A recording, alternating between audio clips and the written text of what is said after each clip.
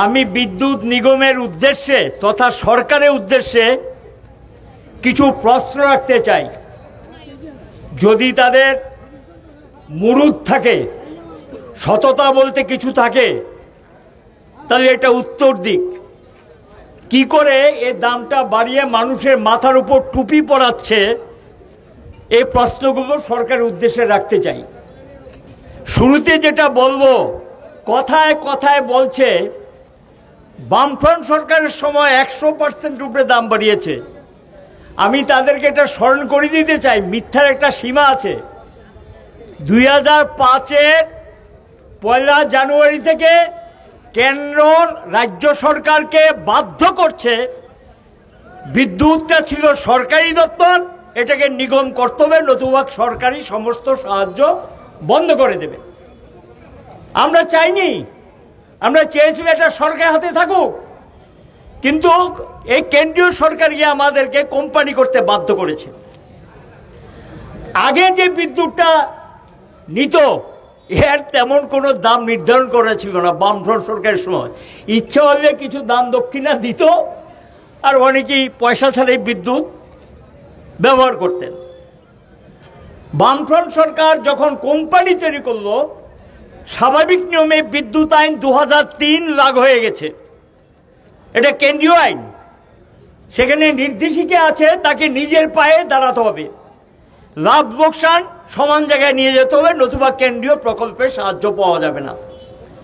যারা রাজ্য সরকারের ইঞ্জিনিয়ার কর্মচারী ছিলেন তাদেরকে আমরা পর্যায়ক্রমে এখানে ডেপুটেশনে এনে আর নূতন নিয়োগের মাধ্যমে নিগম কাজ শুরু করলো। 2018 সাল পর্যন্ত, মার্চ মাস পর্যন্ত বিদ্যুতের গড় দাম সব খরচপাতি মিটিয়ে গড়, ইন্ডাস্ট্রিতে বেশি, কমার্শিয়াল মানে বাণিজ্যিক ক্ষেত্রে একটু বেশি, গরিব মানুষের জন্য 1.5 টাকা 2 টাকা 2.5 টাকা এই ছিল দাম। এটা অ্যাভারেজ করলে গড়, এটা আমার কথা না। রেগুলেটরি কমিশন 2014 সালে নভেম্বরে যে তার ফাইনাল অর্ডার দিয়েছিল, তখন এটা গড় দাম ছিল 3 টাকা 99 পয়সা গড়। এখন তারা বলছে কিচ্ছুই না, এই পার্সেন্ট সেই পার্সেন্ট।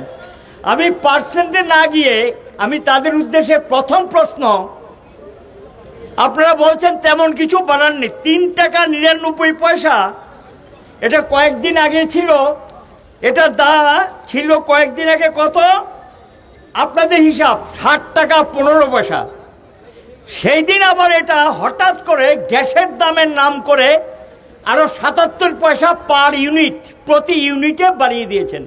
তাহলে দামটা কি দাঁড়ালো? গড় দাম বলছি আমি, গড় দামটা কি দাঁড়ালো? 60 টাকা 92 পয়সা। 3 টাকা 99 আর 60 টাকা 92, কত ডিফারেন্স হয়? 100% কাছাকাছি। তাহলে জবাব দিন, কেন মানুষকে এই সমস্ত অসত্য কথা বলছেন? সত্য কথা বলুন। পর্যায়ক্রমে এই চার্জ সেই চার্জ এই সমস্ত করে, আমি একটা একটা করে আপনাদেরকে জিজ্ঞাসা করছি, এই চার্জগুলি আইনে থাকলেই বসাতে হবে? কোথায় সিদ্ধান্ত হয়েছে? এটা তো নিগম এবং সরকারের ইচ্ছা অনিচ্ছার উপর নির্ভর করে। আমরা তো বসিয়েছি। প্রথম যেটা আমি জিজ্ঞাসা করব, গত অর্ডারটাতে আমি পড়েছি আপনাদের 200 পৃষ্ঠার উপরে, আপনাদের রিপোর্ট পড়ে আমি কথাগুলো বলছি। আগে রিবেট ছিল, আপনি বিলটা পাওয়ার পর মিনিমাম 7 ডেজ, 7 দিনের মধ্যে পেমেন্ট করলে আপনি রিবেট পেতেন। সেই রিবেটটার একটা নির্দিষ্ট পরিমাণ ছিল। এই রিবেটটাকে 2% কমালেন কেন? চালাকিটা কোথায় করেছে জানেন? আগে ছিল 7 দিন, এখন করে দিয়েছে 5 দিন। বিলটা করে 3 দিন পরে নিয়ে আপনাকে দেবে, হাতে রইল কয় দিন? 2 দিন। আপনি পেমেন্টটা করলেন না, তাতে কিন্তু আপনাকে সেখানে গিয়ে একটা পেনাল্টি দিতে হবে। রিবেট তো পাবেনই না, উল্টো আপনাকে বিরাট অঙ্কের টাকা পেনাল্টি দিতে হবে। এই পেনাল্টি টাকার পরিমাণটা তারা আগের চেয়ে বাড়িয়ে দিয়েছেন। কেন বাড়ালেন? দিন কমিয়ে দিয়েছেন। আগে ছিল 7 দিন, এখন এটাকে করে দিয়েছেন 5 দিন। যেই ডেটে বিল দেবেন তার থেকে 5 দিন। তাহলে মানুষ সেই রিবেটের সুযোগটা নিতে পারবে না। আর রিবেট তো পেলই না, উল্টো তাদের থেকে জরিমানা আপনারা নিজেদের পকেটস্থ করবেন আয় বাড়ানোর জন্য, উপার্জন বাড়ার জন্য। এটা প্রতারণা নয় কি? এটা কি বলুন? কেন 7 দিনটা কমালেন? একটা মানুষ টাকা জোগাড় করতে তো তার একটু সময় লাগে। এটা আইন কানুন বলতে তো কিছু আছে। এটা কোন চালাকি বুদ্ধি? এই জবাবটা চাই। দ্বিতীয়, সেখানে আপনারা যেটা বাড়িয়েছেন তার কারণগুলো যেটা আছে সেটা কি? এটা হলো গিয়ে প্রথম 7% করবে, তারপরে 7.15, 2 দফায় মানলাম, কিন্তু এইটাই সবটা মিলে কিন্তু ওইটা হয় না। তাহলে বাকি যেটা একটা লোকের ডিউটি চার্জ, দেখবেন বিলের মধ্যে লেখা আছে ডিউটি চার্জ। এটা কি? এটা তো বামের আমলে ছিল না, 2018 মার্চ পর্যন্ত ছিল না। এটা কি জানেন? এটা হলো রাজ্য সরকারের আদায়, তোলাবাজি। সোজা কথা, এটা রাজ্য সরকারের তোলাবাজি। এই টাকা কিন্তু নিগম পাবে না। নিগম তুলে এই যে 5%, টোটাল বিলের উপর 5% টাকা আপনি দেবেন ডিউটি চার্জ। এই ডিউটি চার্জ মানে শুল্ক। এটা, এই টাকাটা রাজ্য সরকারের কোষাগারে গিয়ে জমা পড়বে। কার টাকা? এই আমজনতা, গ্রাহকরা যে টাকা দিচ্ছেন সেই টাকা গিয়ে রাজ্য সরকারের কোষাগারে জমা পড়বে। এটা কি? আমি তো বিদ্যুৎ যা কিনেছি, যা দাম, সেই দাম দেব। তাহলে আমি কেন অতিরিক্ত রাজ্য সরকারকে 5% দেব? কারণ এই যে বিদ্যুতের যে দামটা নির্ধারণ হয়, প্রতিটা ক্ষেত্রে যে ম্যাটেরিয়াল কস্ট থেকে সব ক্ষেত্রে যে ট্যাক্স কিন্তু আপনারা পেমেন্ট করছেন, সেই ট্যাক্সটা ধরেই কিন্তু বিদ্যুতের দাম নির্ধারিত হয়েছে। তাহলে এইটাই, এই যে নির্ধারিত ট্যাক্স কিন্তু গ্রাহকের উপর গিয়ে পড়ছে। আপনারা যে ট্যাক্সটা দিচ্ছেন সেই গ্রাহকের উপরে গিয়ে পড়ছে।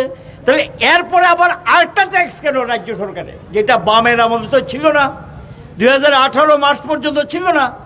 এই সুদ দেখবেন এটার মধ্যে, বিলের মধ্যে ধরা আছে। মিটারের চার্জ একটা ছিল, এবং সেই মিটার এখন রেন্টও বাড়িয়ে দিয়েছেন আপনারা। এইভাবে পর্যায়ক্রমে, এবং সবচেয়ে বড় ভয়ঙ্কর যেটা, দাম নির্ধারণ করার ক্ষেত্রে আপনারা যে ব্যালেন্স শিট দাখিল করেন, এখানে গিয়ে সারা বছরে ব্যয় এবং যেই খরচপাতি করেছেন তার উপরে দাম নির্ধারিত হয়। এই জায়গাটাতে প্রশ্ন হলো, আপনারা যেটা ঠিক করেছেন এটিসি লস, এটা হলো কি ট্রান্সমিশন ডিস্ট্রিবিউশন। যে লাইনটা দিয়ে বিদ্যুৎ আনা হয়, যে লাইনটা দিয়ে বিদ্যুৎ বন্টন করা হয়, এটাকে বলে ট্রান্সমিশন ডিস্ট্রিবিউশন। একটা উচ্চ পরিবাহী আর একটা নিম্ন পরিবাহী লাইন বন্টন সহ। এখানে গিয়ে যেটা এগ্রিগেটেড ট্রান্সমিশন লস, যেটা এখানে গিয়ে আপনারা শো করেছেন, আমি দেখলাম পিটিশনে বলেছেন, শো করেছেন 19%, 20%-এর মতো লস দেখিয়েছেন। কার্যত এটা কিন্তু শো করেছেন, কারচুপি ছিল এটার মধ্যে। লাস্ট যে 2 বছর, সেই 2 বছরের হিসাবটা নেই আপনাদের অর্ডারের মধ্যে। শেষ 2 বছর মানে এটা লোকে 23-24, 24-25-এর হিসাব নেই। তাহলে এই জায়গাটাতে যে বাড়তি যেটা বসালেন, এই ট্রান্সমিশন ডিস্ট্রিবিউশন লসের কারণটা কি? প্রথম কারণ যেটা, এটা পরিচালনগত ত্রুটি। দ্বিতীয় কারণ যেটা, বিদ্যুৎ পরিবহনের ক্ষতি। এই ক্ষতিটা হলো টেকনিক্যাল লস। ঠিকমতো মেনটেনেন্স করা, দেখাশোনা করা, এগুলো আপনারা ঠিকমতো করেন না। আপনাদের লোক লস্কর নেই, রিটায়ারমেন্টের পরে কোনো রিক্রুটমেন্ট নেই, এবং আলটিমেটলি কি এটা গ্রাহকের উপর কেন চার্জ পড়বে? এটা তো ব্যর্থতা আপনারা। আপনারা কেন লোক নিচ্ছেন না, কেন নিয়োগ করছেন না? টেকনিক্যাল লস যদি হয় তার জন্য দায়িত্ব আপনাদেরকে নিতে হবে, এটা গ্রাহকের উপর কেন পাস করবেন? এখানে কি একটা বিরাট অঙ্কের টাকা গ্রাহকের উপর বিলের মধ্যে পাস করে দেওয়া হয়েছে। বলুন, এই লস কে দেবে? গ্রাহক কেন দেবে? সঙ্গে যেটা এসছে বিল, নিয়ম হলো প্রতি মাসে বিল আপনাকে দেবে। আচ্ছা, এখানে এগুলি আমি সব গ্রাহকদের উদ্দেশ্যে বলছি, তাদেরকে জিজ্ঞাসা করতে হবে। আপনি বিলটা হাতে পাওয়ার পরেই দেখবেন কোন ডেট, আগের ডেটে যে বিলটা দিয়েছে পরের ডেটেই বিল দিতে হবে, কিন্তু উইদিন 1 মান্থ। 1 মাসের মধ্যে। তাহলে 1 মাসে যে বিদ্যুৎ ব্যবহার করেছি এটার উপরে স্ল্যাব ঠিক হবে, স্ল্যাব 1, স্ল্যাব 2, স্ল্যাব 3। স্ল্যাব 1 কম রেট, কম ব্যবহার যারা করে কম রেট, মিডিয়াম যারা ব্যবহার করে স্ল্যাব 2, বেশি ব্যবহার করলে আপনি স্ল্যাব 3-তে যাবেন। 1, 2, 3 টাকার একটা বিরাট ডিফারেন্স আছে, দেখবেন বিলের মধ্যে লেখা আছে। আমি যদি 1 মাসের বিলটা 1 মাসে পাই, আমি হয়তো স্ল্যাব 1-এ থাকবো। বিলটা 1 মাসের বিলটা যদি 1.5 মাসে মাথায় করে, তাহলে আপনি কি কিন্তু স্ল্যাব 2-তে অথবা স্ল্যাব 3-তে ঢুকে যাবেন। তাহলে 2-তে ঢুকলে আপনি বেশি রেট দিতে হবে, আর 3-তে ঢুকলে আরও অনেক বেশি রেট দিতে হবে। তাহলে আপনি ঠিক টাইমে বিল করলেন না, তার জন্য আমি কেন বেশি টাকা দেব? আমি গ্রাহক তো দায়ী না। তাহলে আপনি মাসের বিল মাসে কেন করবেন না? তার জন্য দায়িত্ব তো আপনাদেরকে নিতে হবে। এবং এর জন্য আমি স্ল্যাব 2, আমার বাড়ির ক্ষেত্রে এটা হওয়ার পর আমি জবাব চেয়েছিলাম, মাথা নুয়ে আছে, কোনো জবাব দিতে পারিনি। আমি স্ল্যাব 2 থেকে স্ল্যাব 3-তে 1.5 মাস পড়বি, কি হচ্ছে এগুলো চলবে? এবং এই জায়গাতে স্ল্যাব 1, স্ল্যাব 2, স্ল্যাব 3 নামে দেরি করে বিল করলে একই বিদ্যুৎ আপনি ধরেন প্রথমবার দাম দিলেন 3.5 টাকা বা 4 টাকা বা 5 টাকা, দ্বিতীয়বার স্ল্যাব 2-তে যখন ঢুকবেন 6.5 টাকা, তৃতীয়বার যখন স্ল্যাব 3-তে ঢুকবেন 8 টাকার উপর, একই বিদ্যুৎ। তাহলে এটা কি অপরাধ? অপরাধটা কার? অপরাধটা কি গ্রাহকের? না নিগম রাইট টাইমে বিলিং না করাতে এটা আপনি দিতে পারেন নাই। সেকেন্ড যেটা বিলিং, আমি দায়িত্ব নিয়ে বলছি, আপনাদের রিপোর্ট, এটা আমার রিপোর্ট না, আমি পড়েছি আপনাদের রেগুলেটরি কমিশনের অর্ডারে। আমি দেখলাম ত্রিপুরার মাত্র 16টা শহর এলাকায় 60%-এর কম বিলিং হয়। মানে যত গ্রাহক 60% নিচে কম বিলিং হয় 60% আরবান এরিয়ায়, আর গ্রামীণ এলাকায় আরও খারাপ। তাইলে 100% বিলিং যদি হয়, 100% এগেইনস্টে টাকাটা আদায় হবে। সেই টাকাটা আদায় হলে ওই যে 60% উপরে 100% চাপিয়ে দেওয়া হচ্ছে, যারা বিলটা হয় বা যারা বিলটা দেয় তাদের উপরে এটা চাপিয়ে দেওয়া হচ্ছে, এই চাপ থেকে তারা মুক্তি পাবে। কিন্তু এখানে গিয়ে অ্যাকচুয়াল ত্রিপুরা যে বিলিং করতে পারছেন অনলি 60% শহর এলাকায়, আর গ্রামীণ এলাকায় 50% নিচে। তাহলে বাকি যে বিদ্যুৎ ব্যবহার করছে, সোজা কথা, বিদ্যুৎ ব্যবহার করে পয়সা দেয় না, আর হয়তো এটাকে থেফট বলতে পারেন, সোজা কথা থেফটই, এটা চুরি। তাহলে এটা হলো এক, আপনারা বিলিং করেন নাই, তার জন্য তাকে কিন্তু আপনি চোর বলতে পারবেন না। বিলিংটা করবে না তাকে দায়ী করতে পারবেন, তুমি কেন টাকা দাওনি। এখন এটা হলো এক। 2, আরেকটা হলো হুক লাইন, এটা চুরি। হুক লাইনে যদি কেউ বিদ্যুৎ ব্যবহার করে ওটা চুরি। কিন্তু আমি বিলিং করলাম না, টাকা আদায় করলাম না, তার দায়িত্ব কেন আরেকটা গ্রাহক বহন করবে? এটা কেন অন্য গ্রাহকের কাঁধে গিয়ে পড়বে? এটা কি নিগমের ব্যর্থতা না? এটা কি সরকারের ব্যর্থতা না? আমি স্বীকার করি 100% সম্ভব না, কিন্তু এটাকে চেষ্টা করলেই 80 থেকে 90% যাওয়া যায়। তাহলে টাকাটা আদায় হবে, অটোমেটিকলি লসের পরিমাণ কমবে, নিগমও বাঁচবে, গ্রাহকও বাঁচবে। তাহলে এই ব্যবস্থা কেন তারা নিতে পারছেন না? এটা তো ছিল আগে, এই দায়িত্ব নিয়েই কথাগুলো বলছি। তাহলে এই জায়গাটাতে আরেকটা বিষয় ক্ষতির কারণ যেটা লক্ষ্য করা যাচ্ছে।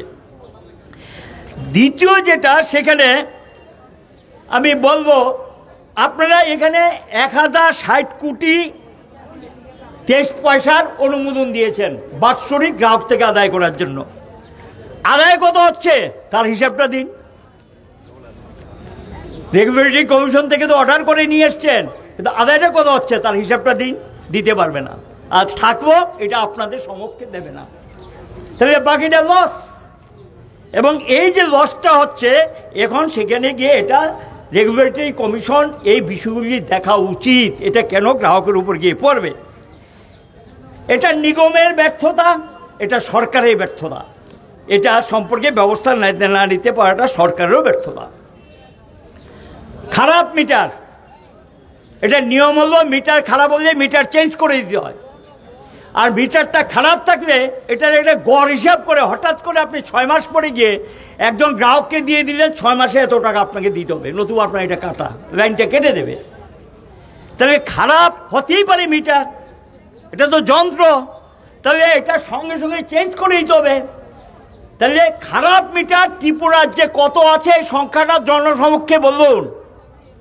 আমার ধারণা টোটাল মিটারের প্রায় 40% উপরে খারাপ মিটার। তাহলে অ্যাকচুয়াল বিলিংটা হচ্ছে না এবং এটা গিয়ে বৈধ গ্রাহকের উপর গিয়ে পড়ছে।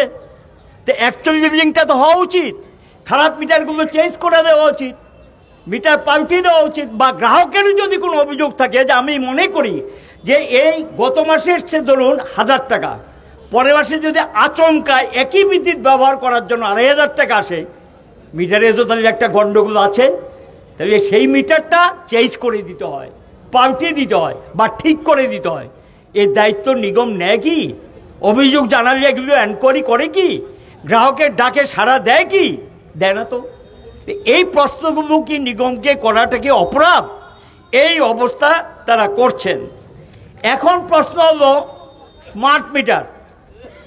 বিশ্ব ব্যাংক স্মার্ট মিটার নিয়ে যখন বলছেন, আমরা বিশ্ব ব্যাংকের থেকে টাকা এনেছি বিদ্যুৎ ব্যবস্থা উন্নয়নের জন্য, তারাই বলেছে স্মার্ট মিটার ব্যবহার করতে হবে, আমরা রাজি হইনি।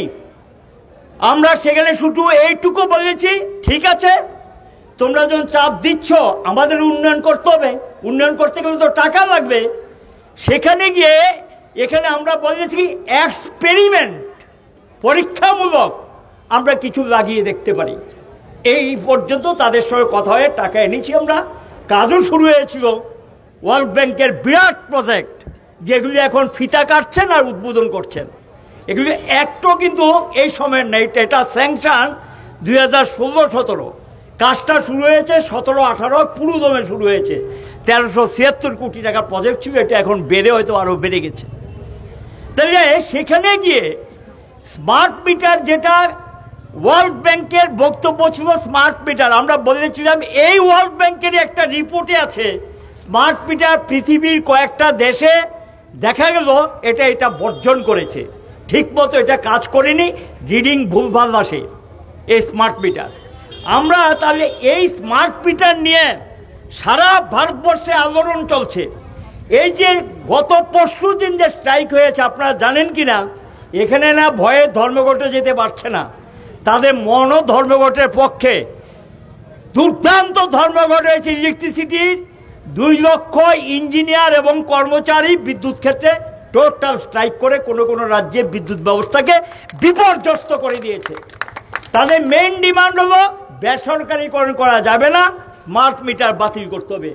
তাহলে যেই ইঞ্জিনিয়াররা এই স্মার্ট মিটারের বিরুদ্ধে ধর্মঘটে যায়, সেখানে কেউ কেউ ব্যাখ্যা দিয়ে বলছেন স্মার্ট মিটার ভালো। যদি ভালো যারা বলছেন, পশ্চিমবাংলায় তো বিজেপি নেই সরকারে, এখানে কে? তৃণমূলের সরকার। তারা স্মার্ট মিটার বসাতে গিয়েছে, বাংলার মানুষ এটাকে তাড়িয়ে দিয়েছেন। বিজেপিও এই আন্দোলনে সামিল হয়েছেন, স্মার্ট মিটার বসানো যাবে না। প্রকাশ্যে বিজেপির যিনি সভাপতি, কেন্দ্রের মন্ত্রী ছিলেন, কয়েকদিন আগের কথা আমি বলছি, সুশান্ত মজুমদার, বিজেপির সভাপতি, তিনি সর্বভারতীয় নেতা, কেন্দ্রেরও মন্ত্রী, তিনি তো বলেছেন স্মার্ট মিটার লাগানো যাবে না, এটা কারচুপি হয়, এটা বাতিল করো। শেষ পর্যন্ত মমতা ব্যানার্জি সরকার স্মার্ট মিটার লাগানো বন্ধ করতে বাধ্য হয়েছেন, স্থগিত করতে বাধ্য হয়েছেন স্মার্ট মিটার মমতা ব্যানার্জি সরকার। তাহলে কাশ্মীরে বন্ধ হয়েছে, আমাদের কাছে যা খবর 5 থেকে 6টা স্টেটে স্মার্ট মিটার লাগাতে দেয়নি। আরেকটা হলো প্রিপেড সম্পর্কে আমাদের বক্তব্য হলো রাত্র 12টায় বিদ্যুৎ চলে যাবে উইদাউট ওয়ার্নিং, এটা কি করে হয়? তারপরে আবার এটাকে রিকানেকশন চার্জ দিতে হবে, এটা কোন ধরনের নিয়ম? সব ক্ষেত্রে এটা হয় না। মোবাইল না থাকলে চলবে, রাত্র 12টা যদি বিদ্যুৎ না থাকে আলো জ্বলবে না, বাথরুমে যেতে পারবে না, ফ্যান ঘুরবে না, যারা এসি ব্যবহার করেন তাদের এসি চলবে না।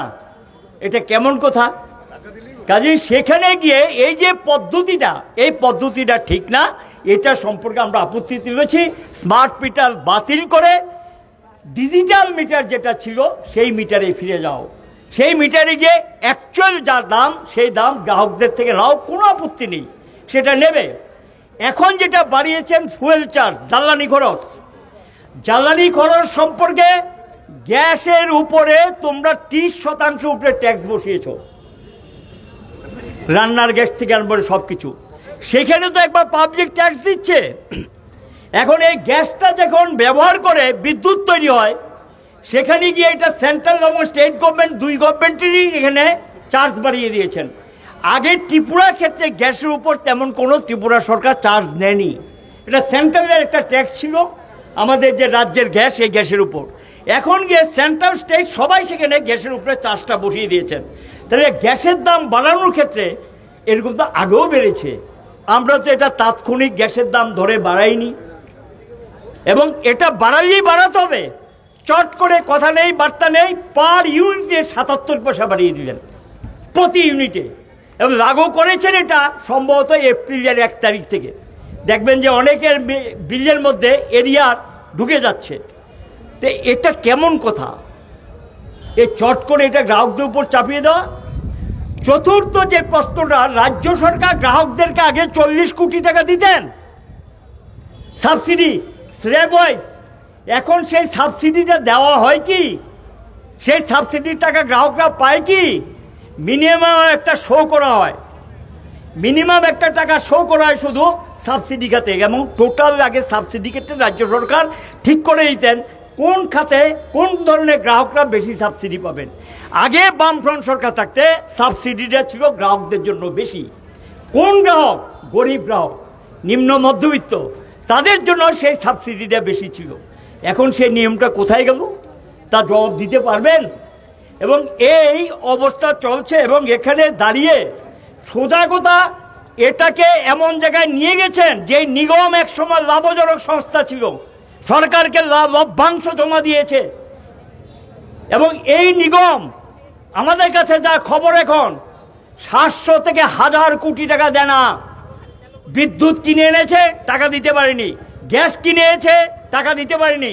এটার ক্ষেত্রেও নিয়মটা কি, যে বিদ্যুৎ কিনে এনে আপনাদেরকে দিচ্ছে, ধরুন পাল্লাটানা, বনারচক, আরসিনগর, নর্থ ইস্টের প্রজেক্ট থেকে যে বিদ্যুৎ কিনে আনছে, এটা যদি রাইট টাইমে পেমেন্ট করে রিবেট পাবে, আর রাইট টাইমে পেমেন্ট না করলে পেনাল্টি দিতে হবে। তারা রাইট টাইমে পেমেন্ট করছেন না, পেনাল্টি পড়ছে, এবং এই পেনাল্টি সুদের উপর সুদ গিয়ে বিশাল আকার ধারণ করেছে। নিগমটাকে রুগ্ন করে দেওয়া হলো তাদের কৌশল। এ করতে করতে নিগমটাকে রুগ্ন করে দাও। কোম্পানি একটি আছে, যেই কোম্পানি বছরের পর বছর খারাপ অবস্থায় যায়, অলাভজনক হয়ে যায়, এবং সে নিজের পায়ে দাঁড়াতে পারে না, বিরাট ঋণগ্রস্ত হয়ে যায়, তখন সেই কোম্পানি আইন অনুযায়ী কোম্পানিটা রুগ্ন ঘোষণা করে। রুগ্ন মানে শেষ। এবং এটা হলো বেসরকারি হাতে দিয়ে দেওয়ার একটা অন্যরকম পদ্ধতি।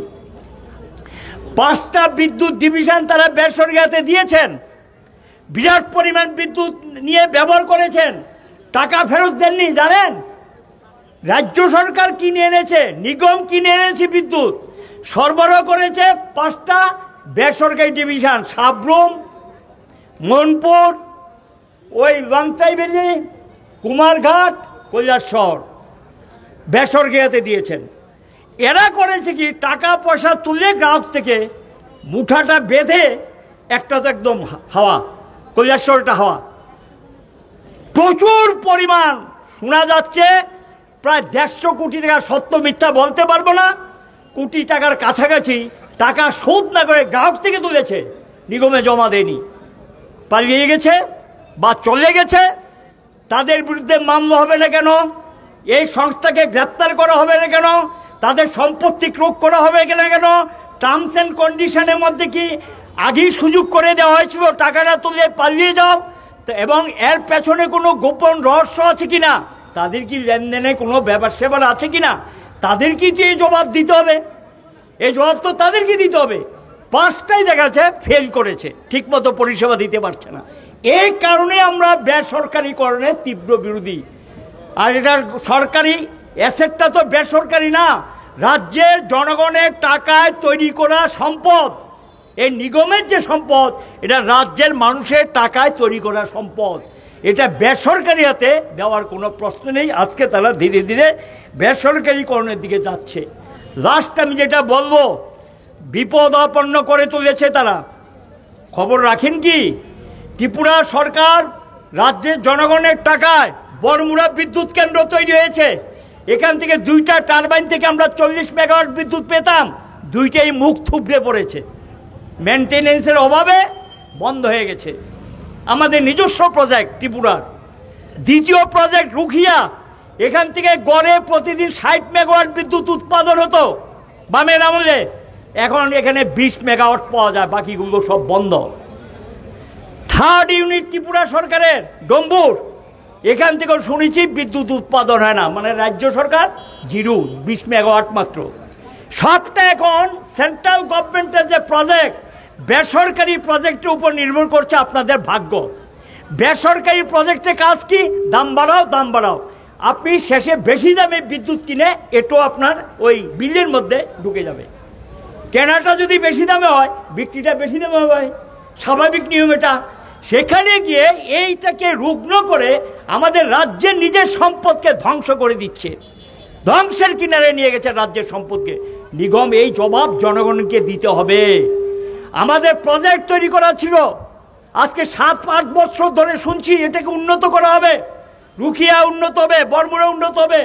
এখান থেকে শুধু এই যে উপর যে হিটটা উঠে, আপনারা গিয়েছেন দেখেছেন রুখিয়া বড়মুড়াতে, দেখবেন উপরে একটা হিট উঠে। এই হিটটা থেকে নতুন টেকনোলজি যেটা, সেই টেকনোলজিতে হিটটাকে দিয়ে নতুন গ্যাস লাগবে না, ওই হিটটাকে দিয়ে আরও প্রায় 50% বিদ্যুৎ উৎপাদন করা যায়। শুধু টারবাইনটা বসাতে হবে, ফুয়েল কোনো খরচ নাই, এটা কম দামে পাওয়া যায় বিদ্যুৎটা। তাতে গিয়ে গ্রাহকরা এই সুবিধা ভোগ করতে পারে। যেটা হয়েছে রামচন্দ্রনগরে সেন্ট্রাল গভর্নমেন্ট করেছেন, পাল্লাটানা করেছেন, ওই এদিকে ওই সোনামুড়া মনারচক নিপকো করেছে। তাহলে রাজ্য সরকারের এই প্রজেক্টগুলো, এগুলি বামফ্রন্ট সরকার সব প্রজেক্ট পাঠানো হয়েছিল স্যাংশন, কেন গত 7 বছরের উপর এই প্রজেক্টের কাজ শুরু হলো না? কেন প্রজেক্টগুলো বন্ধ হয়ে গেছে? আসলে চাইছে না রাজ্যের প্রজেক্টগুলো বন্ধ হয়ে গেলে ওই আদানি আম্বানির মতো কোম্পানির এখন বিদ্যুৎ ক্ষেত্র দখল করে নিচ্ছে, সমস্ত সরকারি কোম্পানিগুলো হাতিয়ে নিচ্ছে। আদানির মতো আম্বানির মতো লোকদেরকে আগরতলা শহরে ঢোকার জন্য, আপনার রাজ্যে ঢোকার জন্য, গ্রামে যাবে না, শহরগুলো দখল করার জন্য, সেখানে গিয়ে উৎপাদন ক্ষেত্র দখল করার জন্য এই পথটাকে সুগম করে দিচ্ছে। সর্বনাশা পথ, ভয়ঙ্কর পথ, ভবিষ্যৎ বিপন্ন হবে, মানুষকে সেটা ভুগতে হবে। এই বিষয়গুলি মাথায় রেখে আমরা এটার বিরোধিতা করছি এবং তাদের এই সম্পর্কে আমরা তাদের যে দৃষ্টিভঙ্গি, এটা সর্বশেষ বলবো। লস এত চাকচিক্য কেন? বিজ্ঞাপন হেন তেন, বামফ্রন্ট সরকার তো ছিল, কয়টা বিজ্ঞাপন দিয়েছে? নিগমের খাওয়ার বহর, অন্যান্য খরচের বহর, চাকচিক্যের বহর অস্বাভাবিক বেড়ে গেছে। খাই মেটে না, খাই মেটে না, এমন অবস্থা। তো এই যে টাকাটা খরচ হয়, এটা কিন্তু গ্রাহকের উপরে গিয়ে পড়ে। 1 কাপ চাও যদি, আমি জানি না আজকে প্রতিনিধি দলকে নিশ্চয়ই খাওয়ায়নি, এবং আচ্ছা, এবং এর গিয়ে দায়িত্ব জ্ঞানীরা শুনলাম কথাই বলেনি। ভয়, কাপুরুষ, কাপুরুষ মানুষের সামনে দাঁড়াতে ভয় পায়, জবাব নেই তো, উত্তর দিতে পারবে না তো, ভয় পায়। এই সাহস কি করে নিগমের হয়? এটা সরকার দায়ী। মানুষ আসবে, আগেও তো মানুষ আসতো, গেলে বামের আমল আসতো, ওই 2% 3% বাড়ালে মিছিল করে আসতো বিরোধী দল, বসতেন, নির্দেশ ছিল যারাই আসে বসতে হবে, কথা বলো, তোমরা তোমাদের যুক্তি দাও, মানুষের যদি কোনো যুক্তি থাকে সেটার থেকে শিক্ষা নিয়ে শিখতে হবে, ভুলটা শোধরাতে হবে। এটা কি এই চলছে? কাজে এই অরাজকতার রাজত্ব দেশটাকেও ধ্বংস করছে, রাজ্যটাকেও ধ্বংস করছে, বিদ্যুতের নামে যে রাজ্যটাকে ধ্বংসের কিনারে নিয়ে যাচ্ছে, এটা শুধু একটা মিছিল করে বাঁচাতে পারবেন না। প্রচারে নিয়ে যান, স্মার্ট মিটার বয়কট করুন, আওয়াজ তুলুন যে স্মার্ট মিটার লাগাতে দেব না। এবং গোটা ভারতবর্ষে আন্দোলন ছড়িয়ে গেছে এবং বিদ্যুৎ ক্ষেত্রকে রক্ষা করার জন্য আগামী মাসে বা এই মাসের শেষার্ধে আলোচনা চলছে দিল্লিতে। সারা দেশে প্রথম ওয়ান ডে স্ট্রাইক, তারপরে লাগাতার ধর্মঘট। চণ্ডীগড়ে যা হয়েছে, উত্তরপ্রদেশে যা চলছে, মহারাষ্ট্রে যে ধর্মঘট হয়েছে, অচল করে দেওয়া হবে, অচল করে দেওয়া হবে। বেসরকারীকরণ করা 2022 বিদ্যুতের বিল কার্যকরে কৃষকের সর্বনাশ, মানুষের সর্বনাশ করতে দেওয়া হবে না। কৃষকরা তো আপনার এই যে নতুন যেটা করেছে কৃষকদের একদম লাটে বসিয়ে দেবে। আলাদা লাইন, নতুন যে অর্ডার বেরিয়েছে সে অর্ডারে পরিষ্কার নির্দেশ কি, কৃষকের জন্য আলাদা লাইন করবে, আলাদা রেট, আলাদা লাইন। শুনতে খুব ভালো লাগবে। প্র্যাকটিক্যালি কী হবে, কৃষককে দেবে ওই রাত্র 12টা 1টার সময় অর্থাৎ 2 ঘন্টা লাগিয়ে বিদ্যুৎ নাও, এবার ঘুম নষ্ট, যান মেশিন চালান, জল নেন, এই সিস্টেমে যাচ্ছে। টোটাল সিস্টেমটাকে চেঞ্জ করে মুদি আদানি আম্বানিদের হাতে সমস্ত অ্যাসেট তুলে দিচ্ছে। যে এটা কতটুকু আটকাতে পারে নির্ভর করে আন্দোলনের উপরে। তবে আন্দোলন পারবে। শ্রমিক কৃষকের আন্দোলন যেই জায়গায় যাচ্ছে, কালকে ভারতবর্ষে হিসাব, গত ধর্মঘটে 20 কোটি লোক পরোক্ষ প্রত্যক্ষভাবে অংশ নিয়েছে। গতকালের যে 10টা ট্রেড ইউনিয়নের যে স্টেটমেন্ট বেরিয়েছে, হিসাব দিয়ে দিয়েছে একদম স্টেট ওয়াইজ, ইন্ডাস্ট্রি ওয়াইজ হিসাব। 25 কোটি লোক কালকে ধর্মঘটে প্রত্যক্ষ এবং পরোক্ষভাবে অংশ নিয়েছে। এটা আমার মনে হয় পৃথিবীর মধ্যে অন্যতম একটা রেকর্ড, যে 25 কোটি লোক একটা আন্দোলনে প্রত্যক্ষ এবং পরোক্ষভাবে অংশ নিয়েছে। এটা হলো হুঁশিয়ারি, মহড়া। যদি চেঞ্জ না হয়, ভবিষ্যতে চেঞ্জ করার জন্য আরও দুর্বার আন্দোলন গড়ে তুলতে হবে। এই কথাগুলো বলে আপনাদেরকে আরও দুর্বার আন্দোলন আহ্বান জানিয়ে রাজ্যের জনগণকে দলমত নির্বিশেষে যেই দল করেন, যাই খুশি করেন, আপত্তি নেই, কিন্তু এটা একটা অত্যাবশ্যকীয় ক্ষেত্র। দাম যখন বাড়ে বিজিবি করেন, রেহাই পাবেন না, মথা করেন, রেহাই পাবেন না, বেশি দাম আপনাকেও দিতে হবে। লোডশেডিং যখন হয়, খালি সিপিএমের বাড়িতে লোডশেডিং হয় না, আপনাদের বাড়িতে লোডশেডিং হয়। এটা তো ছিল না, এই অবস্থা তো ছিল না। লোডশেডিং তো মুক্ত হয়ে গিয়েছিল। বাংলাদেশে বিদ্যুৎ বিক্রি করতাম আমরা 160 মেগাওয়াট, এটা শুনেছি এখন 70-60 এই মেগাওয়াটে এসে দাঁড়িয়েছে। জানি না কি ব্যাপার স্যাপার, তারাই বলতে পারবেন কোথায় নিয়ে দাঁড়াবে। এর থেকে লাভ আসতো মাসে 8 থেকে 10 কোটি টাকা। এই টাকা কিন্তু আপনারা পেতেন। এটা গ্রাহকদের ক্ষেত্রে টাকাটা জমা পড়তো, কারণ আপনি গ্রাহক হিসেবে যেমন বিক্রি করছে, বাংলাদেশও তো এটা কিনে নিয়ে যাচ্ছে। এখান থেকে লাভের টাকা লসটা কমতো। আর আজকে এটা ধীরে ধীরে কমে গেছে, তাহলে ব্যালেন্স শিটের অবস্থা খারাপ হবে। প্রসঙ্গক্রমে এগুলো বললাম। সকলকে যারা আজকে অংশ নিয়েছেন ধন্যবাদ জানাচ্ছি। বড় ধরনের সংগ্রামের জন্য প্রস্তুত হওয়ার জন্য আবেদন রাখছি। ধন্যবাদ।